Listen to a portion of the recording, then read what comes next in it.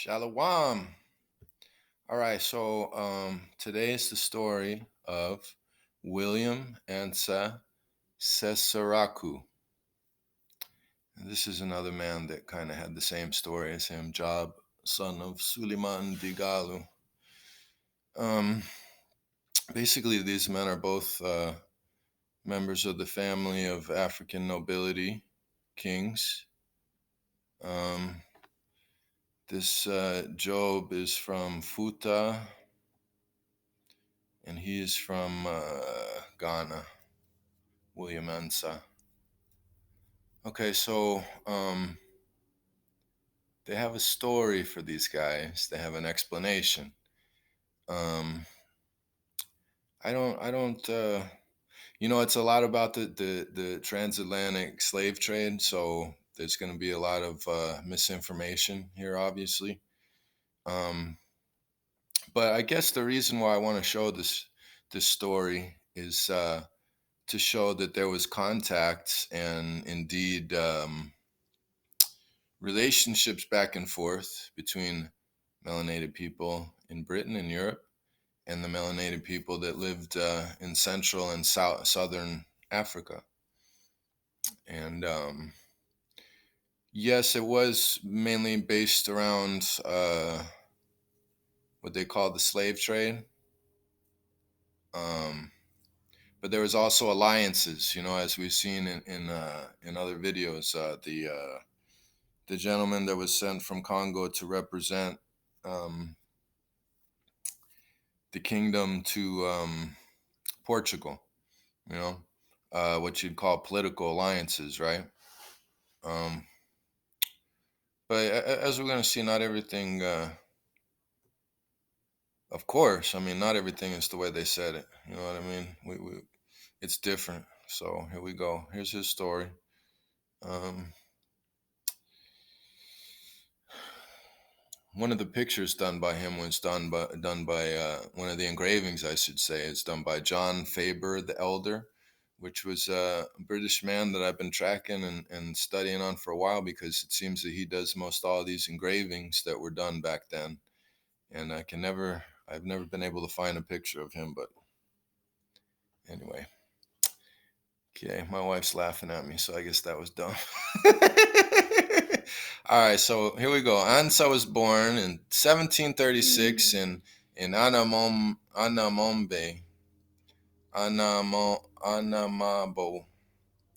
Anamabu, Ghana. Okay, which was then the largest so-called slave trading port on the Gold Coast. All right, I don't even want to get into this stuff and go into any kind of false story or give any kind of false impression that I'm not aware of what was going on with these people, what's going on in history, what the lie is for, and what it is trying to hide. So you saw the title of this. Carrying a King in Congo, Lopez Duarte, and it's done in 1591. Okay, that's obviously the king, and these are the men carrying him.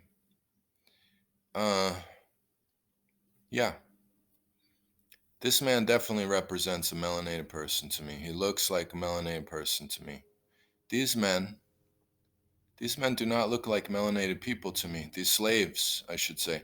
This especially, man, does not look like he's obviously a non-melanated man. Um, the picture of the king here, you see, he has a fuller face and a more melanated looking features. Um, and then here's another one. Again, Duarte Lopez, 1591, was one of the people that accompanied the Portuguese initial meeting between Europeans and Congo. And I've read before that in Congo that when they got there in 1500s, they were already in the 13th dynasty of their kingdom. And again, another interesting thing is these castles in the background, along with a very large mountain close to the castle. Um, so anyhow, as we see here, this is a picture of a noble and the common, or a slave, right? I would say the noble and the slave. The noble obviously has on his fine garments and looks how he does, possibly more melanated looking. This man has on no shirt. He's armed, so he may not be a slave, maybe a Mameluke, who knows? Anyway, kind of more non-melanated looking, I would say. So anyway, let's get back. I didn't want that to, want to clear that up right out the gate, man, that I know what's going on. Okay, so here we got, all right, so he was born 1736 in the largest so-called slave trading port of the Gold Coast. You know, they might have been slave trading out there. They're probably sending white people to the Americas. Okay, on the Gold Coast, modern day Ghana. I know a lot of holes have been poked in the theories about the slave trading coast and all that. And you know, what it was. I don't know. I guess I'm just leaving myself up for explanation, but haven't found that. Still learning. Okay. His father, John Corrente, was the head of Anamobo's government and the chief cabosier, one of the local officials responsible for supplying slaves to European traders. And again, they call them Africans, but we see that there's non-melanated people in African, so that could just as easily. We know that this is one of the code words for melanated people to hide their identities. All the people in the rest of the world. Um,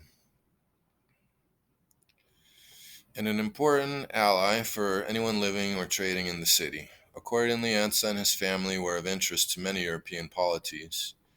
Again, melanated people competing for access to Anamobe's abundant trade. Yeah, they weren't far from Mauritania, were they? So they probably had a good flow of slaves coming through there. After sending Ansa's brother to France, John Corrente sent Ansa to England to gain an education, curry favor with the English, and serve as his eyes and ears in Europe. Sounds like a smart move. And what do they want to talk about? They want to talk about people living in huts and all that kind of bullshit. All right. The ship captain can't even feed themselves, right? People are starving in Africa, right? Fuck. The ship captain entrusted with Ansa's transport, however, dishonorably sold him into slavery in Barbados before reaching England. Now, it came to my mind, how did they end up in Barbados when they're sailing from Africa to England? That could be easily explained away because he could have been on a ship transporting slaves. Um, So anyhow, years later, a free Fanta trader discovered Ansa in Barbados and quickly alerted his father of his son's fate. Corrente petitioned the British to free Ansa and the Royal African Company, the English joint stock company operating the slave trade, liberated Ansa and transported him to England. In England, Ensa was received as a prince and gained the respect of London's high society. Most notably, he watched a live performance of Urunoko, and much to the audience's surprise, fled the theater in tears. Oh yeah, they're so surprised they had been in damn slavery and doesn't want to watch a play about slavery. Anyway, the play depicted a wrongly enslaved African prince who likely reminded Ansa much of himself. Upon returning to Anamombe, Ansa took up work as a writer. The primary British fortification after leaving. Okay, claims after leaving Cape Coast on bad terms, Ansa worked as a slave trader. The details of his death are unknown. So we see exchange going back and forth between England and Africa. Okay.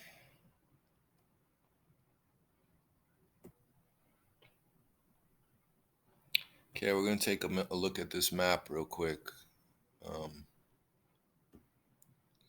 Pretty interesting.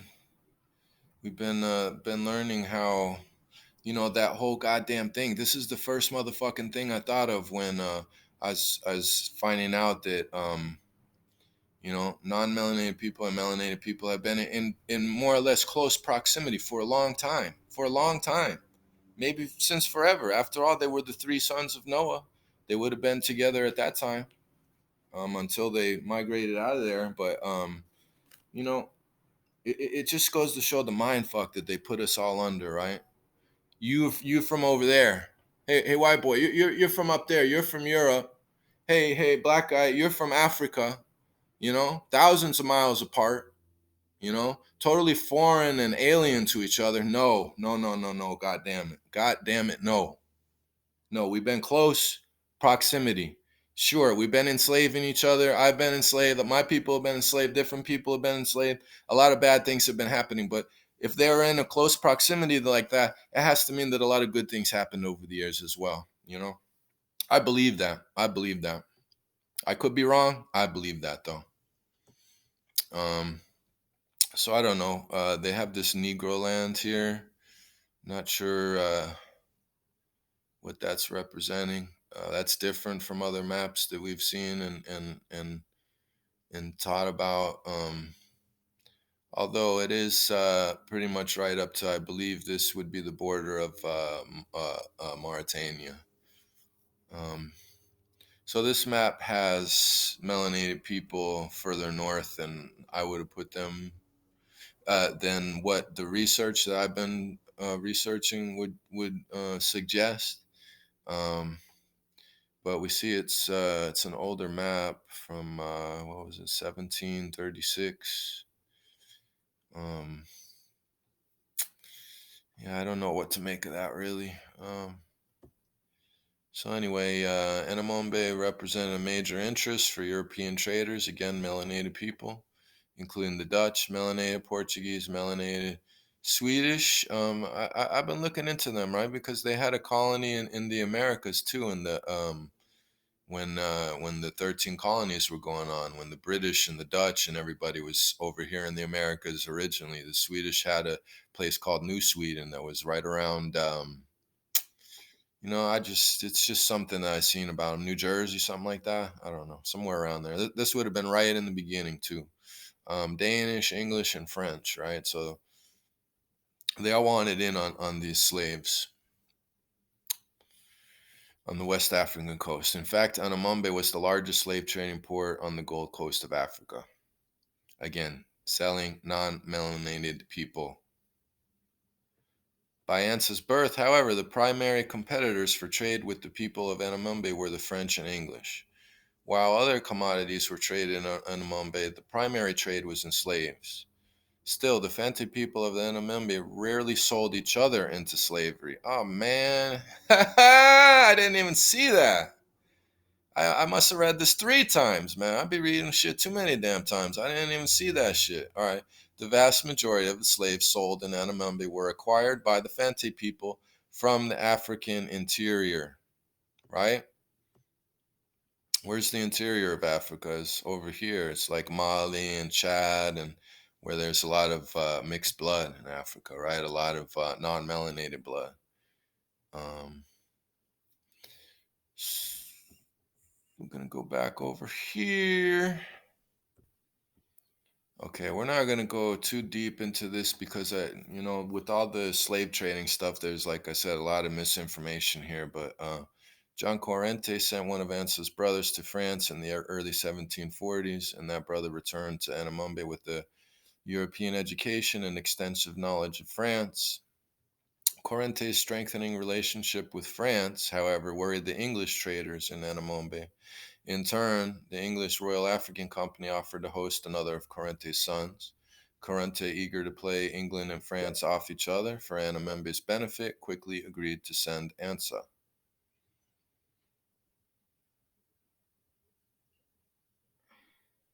This is one of those ones where they try to present the kind-hearted white man. Captain David Bruce Crichton, however, betrayed Ansa's trust and sold him into slavery in Bridgetown, Barbados. John Corrente and the Fante people fell out of contact with Ansa and presumed him dead. In William Dodd's popular African Prince, Now in England, to Zara at his father's court, Ansa claimed, "The shouted prince is now a slave unknown." Ensa claimed that in groans, not sleep, he passed the weary night and rose in labor with morning light. Um, Still, as John Corrente's son, Ensa was well known by the Fante people, and he was discovered by a Fante trader doing business in Barbados. Once the trader relayed news of Ansa's enslavement to Corrente, Corrente insisted the British free Ansa and carried him the rest of the way to England. Um, English trade had, during Ansa's enslavement, been suffering in Anamombe as Corrente blamed the nation for his son's presumed death. Makes sense. Not surprisingly, then, the English were quick to jump to the opportunity to return to Corrente's good graces. Also makes sense in trading relationships, people want to get along. They liberated Ansa from slavery and transported him to England, where he was received as the Prince of Anamombe. This time in England and the rest of this, it's going to go into just some insulting stuff for melanated people. Talking about how, the so-called European, so-called, the lies are so deep I can't keep it straight, right? So-called non-melanated Europeans, which are actually melanated Europeans in the first place. So I don't think melanated Europeans had any kind of racial slurs or any way of talking bad about other melanated people. You know what I mean? So it's just ridiculous that the African king and prince would have had to prove themselves to the Europeans in any way.